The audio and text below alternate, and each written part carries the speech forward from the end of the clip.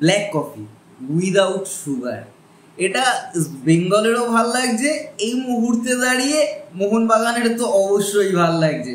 তবে FC Goa coach এবং ভারতের আপৎকালীন কোচ মোনালো মার্কুয়েজের জন্য একদমই ভালো লাগছে না।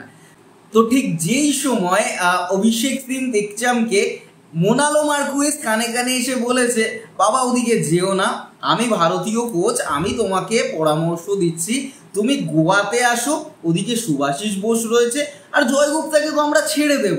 ঠিক সেই সময় সঞ্জীব গোয়েঙ্কা সেখানে উপস্থিত হয়ে তিনিও আর একটা কান জোরে টেনে নিয়ে বলেছেন, বাবা অভিষেক, এটাই কিন্তু শেষ গেম মোনালো মার্কুয়েজের জাতীয় দলের কোচ হিসাবে, কারণ উনি একজন আপৎকালীন কোচ, আমি তোমাকে ভরে পয়সা দেব, তুমি চলে এসো।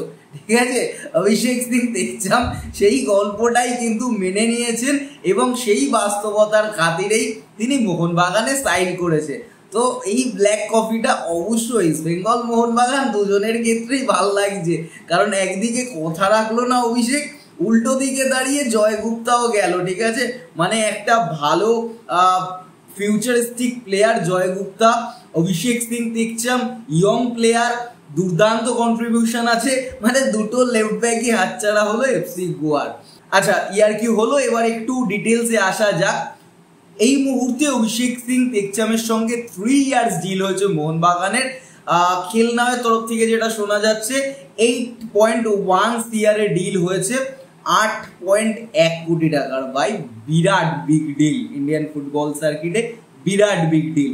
1.8 CR ট্রান্সফার ফি দিয়েছে, যেখানে পাঞ্জাব তো 2 কোটি টাকার নিচে নামতেই রাজি হচ্ছিল না, বাট শেষ পর্যন্ত তারা নামতো, তারা জাস্ট এই মার্কেটটাকে আরো বেশি হাইপে তোলার চেষ্টা করছিল পাঞ্জাব, বাট ঠিক জায়গায় তারা জানে, মোহনবাগান ঠিক জানতো যে কোথায় ক্র্যাক করতে পারবে।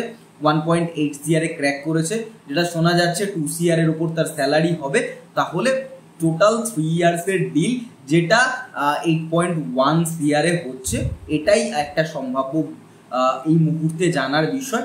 আস্তে আস্তে আমরা পুরো বিষয়টা ক্র্যাক করব, তার পারফরমেন্স, মোহনবাগান প্রথম একাদশে তার জায়গা, পুরো ডিটেলস নিয়ে আমরা আলোচনা করব আগামী ভিডিওতে। দেখা হচ্ছে পরবর্তী ভিডিও।